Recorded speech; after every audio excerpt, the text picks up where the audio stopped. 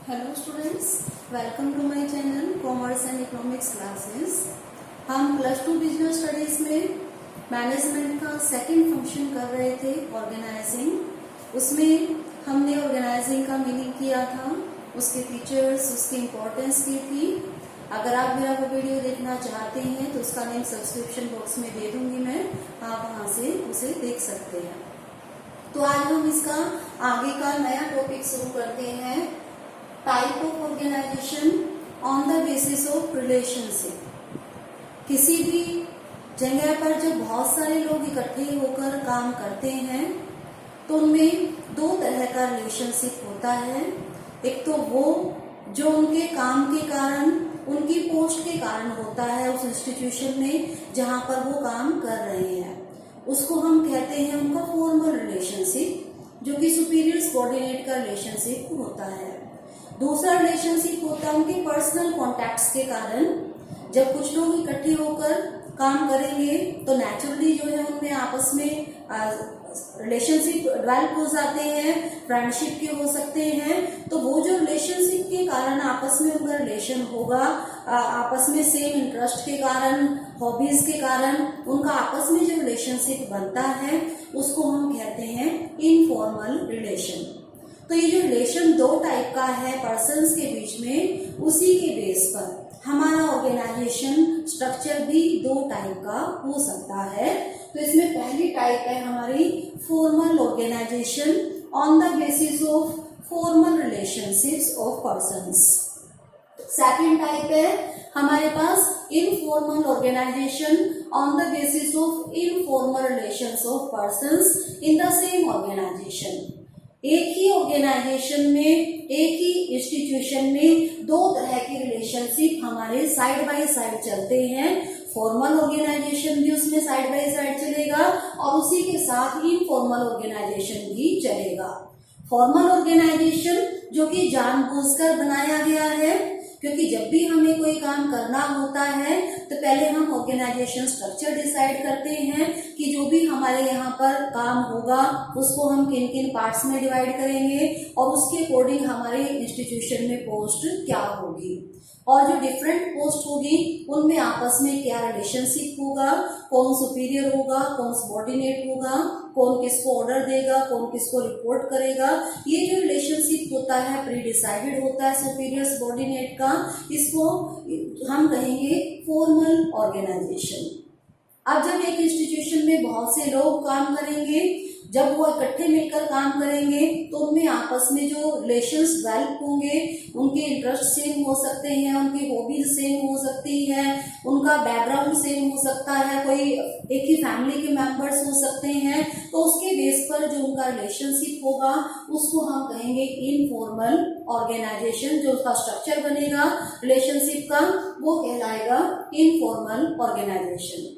ये बनाया नहीं जाता, जब लोग इकट्ठे मिलकर काम करते हैं तो ये इनमें खुद ही बन जाता है रिलेशनशिप, और उसी को हम इनफॉर्मल ऑर्गेनाइजेशन कहते हैं। जैसे आप लोग क्लास में पढ़ते हैं, जब एक क्लास में आप एज ए स्टूडेंट बैठे हैं तो वो आपका फॉर्मल रिलेशनशिप है, बट जो आपस में आपके फ्रेंडशिप का रिलेशनशिप है, किसी के साथ है, किसी के साथ नहीं है, किसी के साथ कम है, कोई हो सकता है आपका ब्रदर हो, कोई हो सकता है आपका पड़ोसी हो, वो जो आपका रिलेशनशिप है वो आपका इनफॉर्मल रिलेशनशिप होगा और इनफॉर्मल ऑर्गेनाइजेशन कहलाता है। तो इस तरह से ऑर्गेनाइजेशन हमारा रिलेशनशिप के बेस पर दो टाइप्स का हो सकता है, फॉर्मल और इनफॉर्मल। आज इस वीडियो में हम फॉर्मल ऑर्गेनाइजेशन को करेंगे। सबसे पहले हम देखते हैं कि फॉर्मल ऑर्गेनाइजेशन होता क्या है। फॉर्मल ऑर्गेनाइजेशन ये डिफाइंड रिलेशनशिप के बेस पर होता है। किसी भी ऑर्गेनाइजेशन में जो हमने डिफरेंट पोस्ट बनाई है उन पर अलग अलग लोग काम करेंगे, तो उनके बीच में रिलेशनशिप पहले से ही डिफाइन कर दिया जाता है कि जो डिफरेंट पोस्ट होगी उसमें कौन सुपीरियर होगा, कौन सबऑर्डिनेट होगा, कौन किसको आदेश देगा, कौन किसको रिपोर्ट करेगा। ये जो इनका रिलेशनशिप प्री डिफाइंड होता है उसको हम कहते हैं फॉर्मल ऑर्गेनाइजेशन। तो फॉर्मल ऑर्गेनाइजेशन में जो पोस्ट है वो आपकी सेम रहती हैं, पर्सन्स बदल सकते हैं, बट जो रिलेशनशिप है उन पोस्ट पर काम करने वाले पर्सन्स का वो हमेशा सेम ही रहता है। तो इसीलिए फॉर्मल ऑर्गेनाइजेशन जो भी हमारी ऑर्गेनाइजेशन का ऑब्जेक्टिव है इंस्टीट्यूशन का, उसको अचीव करने के लिए जो हमने स्ट्रक्चर डिसाइड किया है सुपीरियर सबऑर्डिनेट का, उसी को हम बोलते हैं फॉर्मल ऑर्गेनाइजेशन। तो कोई भी हम इंस्टीट्यूशन एस्टैब्लिश करते हैं, हमारा कोई ना कोई ऑब्जेक्टिव होता है, तो उसके लिए फॉर्मल ऑर्गेनाइजेशन बनाना कंपलसरी हो जाता है और जो रिलेशनशिप है वो डिफाइन करना कंपलसरी हो जाता है अपने ऑब्जेक्टिव्स को अचीव करने के लिए। तो सबसे पहले हम इसके फीचर्स करेंगे, उन फीचर्स के बेस पर भी हमें ये और अच्छी तरह से समझ में आएगा। तो सबसे पहली इसकी हमारे पास फीचर आती है, it has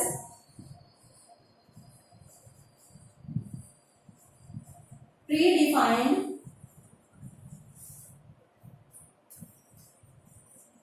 interrelationship। अभी जैसा मैंने आपको बताया भी है कि कौन सुपीरियर होगा, कौन सबऑर्डिनेट होगा, ये प्रीडिफाइंड होता है, पहले से डिसाइड कर दिया जाता है। तो फॉर्मल ऑर्गेनाइजेशन में जो डिफरेंट पर्सन्स काम करेंगे अलग अलग पोस्ट के ऊपर, उनका आपस में रिलेशनशिप क्या होगा वो प्रीडिफाइंड होता है, पहले से ही डिसाइड कर दिया जाता है। सुपीरियर सबऑर्डिनेट का जो रिलेशनशिप होता है वो पहले से डिसाइडेड होता है, बस लोग उनके ऊपर काम करते हैं, उनका रिलेशनशिप पहले से डिसाइडेड होता है। तो दूसरी फीचर इसमें आती है हमारे पास, it is based on rules and procedures.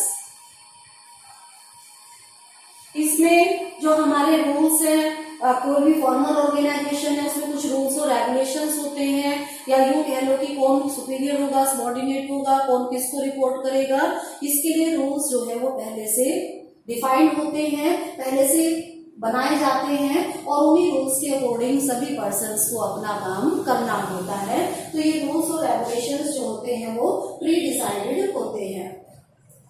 तो थर्ड इसमें फीचर आती है, it is based on division of work.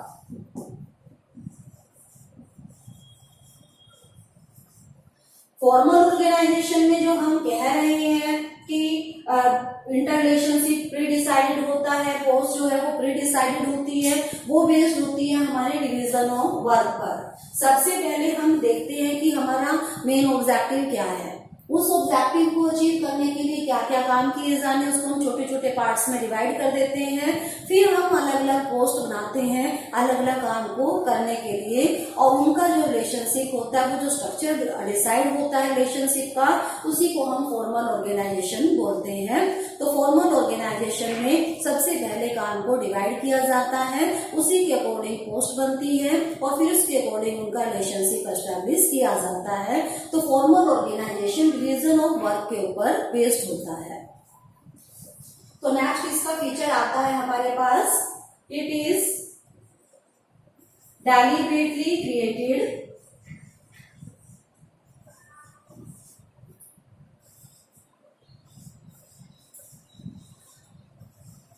Formal organisation अपने आप से नहीं बन जाता, इसको बनाना पड़ता है, क्योंकि कोई भी हम इंस्टीट्यूशन एस्टैब्लिश करते हैं तो उसका अपना एक ऑब्जेक्टिव होता है।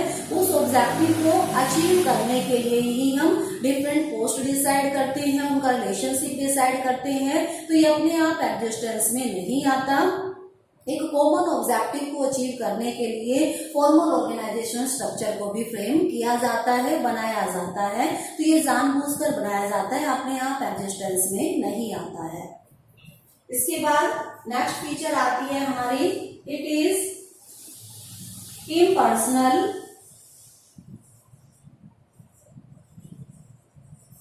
इम्पर्सनल मीन्स जो भी लोग किसी भी ऑर्गेनाइजेशन में काम करते हैं, जब हम स्ट्रक्चर डिसाइड करते हैं तो उनकी जो थिंकिंग होती है उसको इसमें कोई इम्पोर्टेंस नहीं दी जाती। सभी लोगों को अपनी पोस्ट के अकॉर्डिंग ही काम करना होता है।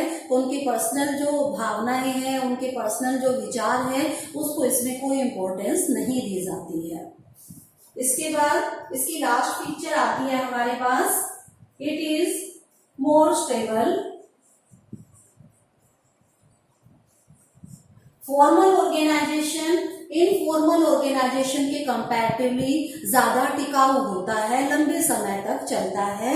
एक बात इसमें है क्योंकि ये रूल्स और प्रोसीजर्स के ऊपर डिसाइड होता है, तो और दूसरा रिलेशनशिप इसमें प्री डिफाइंड होती है। किसी भी पर्सन को अपनी मर्जी से इसमें कोई भी चेंजेस करने की कोई परमिशन नहीं होती है। कौन पर्सन क्या चाहता है इसमें उसको नहीं देखा जाता, बल्कि क्या जरूरी है, कौन सी पोस्ट जरूरी है, क्या उनका रिलेशनशिप होगा, ये डिसाइडेड होता है। तो इसलिए ऑर्गेनाइजेशन मोर स्टेबल होता है, ज्यादा लंबे समय तक चलता है, ज्यादा टिकाऊ होता है।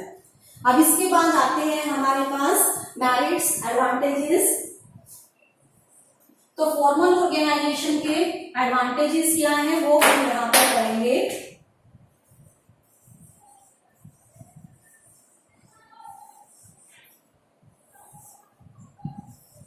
Advantages of formal organization. जो भी हमने फॉर्मल ऑर्गेनाइजेशन स्ट्रक्चर डिसाइड किया है वो कैसे बेनिफिशियल है, क्या क्या हेल्प उससे मिलती है किसी भी इंस्टीट्यूशन में, तो वो हम यहाँ पर करेंगे। तो सबसे पहली बात आती है easy to fix responsibility. Formal organization में क्योंकि प्री डिसाइडेड होता है कि किस पर्सन का काम क्या है, तो इसीलिए रिस्पॉन्सिबिलिटी डिसाइड करना इजी हो जाता है। अगर कोई भी काम नहीं हुआ है तो हम देखेंगे कि किस पोस्ट पर किस पर्सन ने वो काम करना था, क्योंकि उसमें पहले से डिसाइडेड है कि किसने क्या काम करना होता है। तो जब भी कोई काम पूरा नहीं होता तो उससे रिलेटेड जो पर्सन होता है हम उससे पूछ सकते हैं कि काम क्यों नहीं हुआ है, हम उसको रिस्पॉन्सिबल ठहरा सकते हैं। इसीलिए फॉर्मल ऑर्गेनाइजेशन में रिस्पॉन्सिबिलिटी डिसाइड करना बहुत आसान होता है, क्योंकि सभी काम का बंटवारा हर एक पर्सन में हर एक पोस्ट के अकॉर्डिंग हुआ होता है। तो कोई भी काम पूरा नहीं होगा तो हम आसानी से रिलेटेड जो पर्सन होगा उसको रिस्पॉन्सिबल ठहरा सकते हैं। दूसरी बात इसमें आती है no overlapping of work. Overlapping का मतलब है रेपिटेशन। कोई भी काम जो है इसमें बार बार नहीं होता, क्योंकि अभी हमने इसमें बात की थी it is based on division of work. हम फॉर्मल ऑर्गेनाइजेशन में काम को डिवाइड करते हैं और उसके अकॉर्डिंग पोस्ट बनाते हैं और एक पोस्ट को एक काम दे दिया जाता है। एक से ज्यादा भी हो सकते हैं पर एक काम एक ही पोस्ट पर होता है। तो इसका मतलब क्या है, काम का बंटवारा हो गया तो हर एक काम जो है किसी न किसी पर्सन को दे दिया जाता है। तो इससे ना तो कोई काम हमारा छूटता है और ना ही कोई काम हमारा दो बार होता है। तो इस तरह से हमारे रिसोर्सेज की बचत हो जाती है। इसके बाद इसकी नेक्स्ट इंपॉर्टेंस आती है हमारे पास यूनिटी ऑफ कमांड पॉसिबल।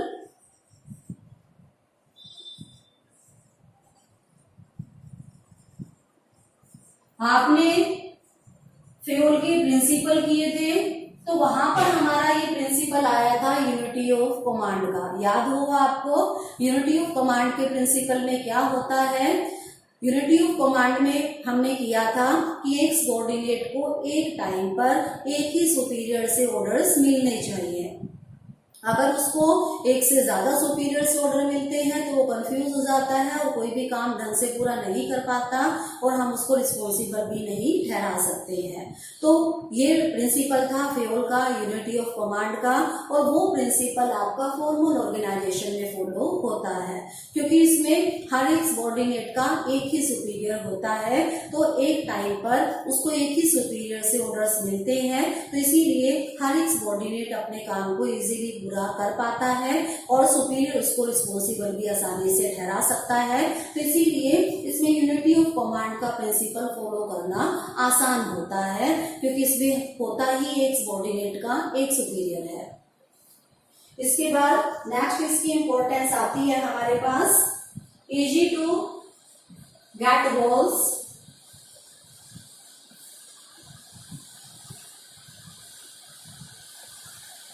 गोल किसी भी ऑर्गेनाइजेशन का जो डिसाइडेड होता है उस गोल को अचीव करना फॉर्मल ऑर्गेनाइजेशन के थ्रू इजी हो जाता है, क्योंकि इसमें हर एक काम को बांट दिया जाता है जो ऑब्जेक्टिव को अचीव करने के लिए जरूरी होता है। तो हर एक काम टाइम पर पूरा होगा और हम अपना गोल इजीली अचीव कर सकते हैं। तो गोल्स को अचीव करना बहुत इजी हो जाता है।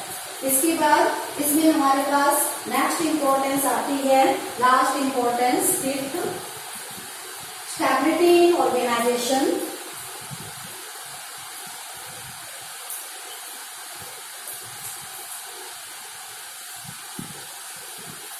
फॉर्मल ऑर्गेनाइजेशन मोर स्टेबल होते हैं, टिकाऊ होते हैं। ये बात हमारे इसके टीचर में भी आई थी, इट इज मोर स्टेबल, यही इसकी इंपॉर्टेंस में भी आ रही है। फॉर्मल ऑर्गेनाइजेशन में स्टेबिलिटी होती है क्योंकि ये रूल्स और रेगुलेशंस बेस्ड होते हैं और इसमें जो रिलेशनशिप है वो भी प्री डिफाइंड होता है। तो इसीलिए इन फॉर्मल ऑर्गेनाइजेशन के कंपैरेटिवली फॉर्मल ऑर्गेनाइजेशन ज्यादा स्टेबल होते हैं। इसके बाद हमारे पास आती है लिमिटेशंस फॉर्मल ऑर्गेनाइजेशन की क्या है, वो हम यहाँ पर करेंगे।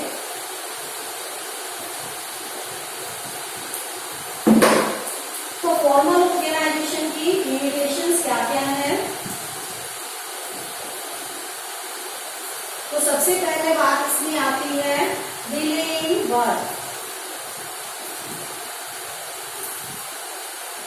फॉर्मल ऑर्गेनाइजेशन में जो भी हमारा काम है, कई बार ऐसा भी काम होता है कि वो जल्दी का हो और इसमें अकॉर्डिंग टू रूल्स चलना पड़ता है, स्टेप वाइज इसमें काम चलता है, सुपीरियर से होता हुआ सबॉर्डिनेट्स तक पहुंचता है। तो इस तरह से काम करने में देरी हो जाती है। इमरजेंसी की सिचुएशन हो तो हमें उसका नुकसान भी उठाना पड़ सकता है, क्योंकि इसमें एक पोस्टे आगे आगे जो है वो काम चलता है। तो इसीलिए काम को पूरा करने में इसमें देरी हो जाती है, जल्दी से हम अपना काम पूरा नहीं कर पाते हैं। तो दूसरी इसकी लिमिटेशन आती है लैक ऑफ इनिशिएटिव। इसमें जो एम्प्लॉयज होते हैं उनको अपनी तरफ से कुछ भी पहल करने की परमिशन नहीं होती है।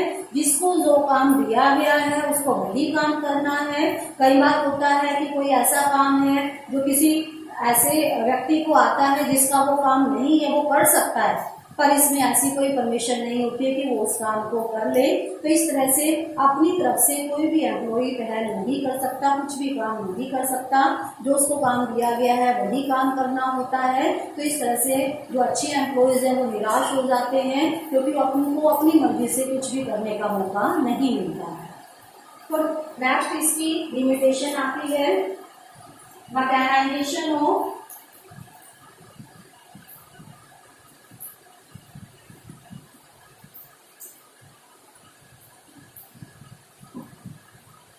रिलेशनशिप।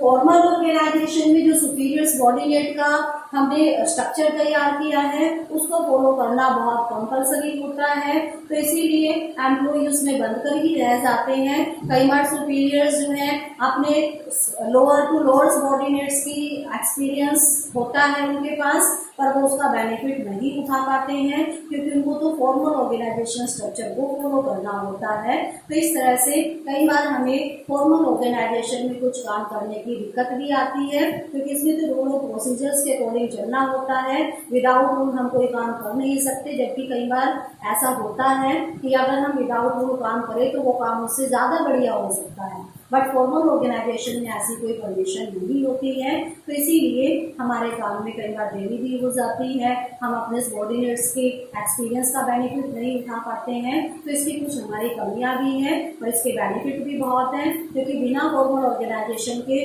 कोई भी इंस्टीट्यूशन अपनी ऑब्जेक्टिव को अचीव भी नहीं कर सकती है। तो आई होप ये वीडियो आपको समझ में आ गया होगा। हमारे नेक्स्ट वीडियो में हम इनफॉर्मल ऑर्गेनाइजेशन के बारे में पढ़ेंगे।